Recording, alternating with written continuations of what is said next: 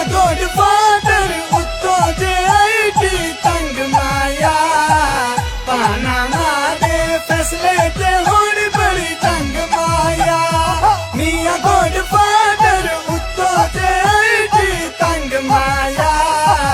ਪਾਨਾਮਾ ਦੇ ਫੈਸਲੇ ਤੇ ਹੁਣ ਬੜੀ ਤੰਗ ਮਾਇਆ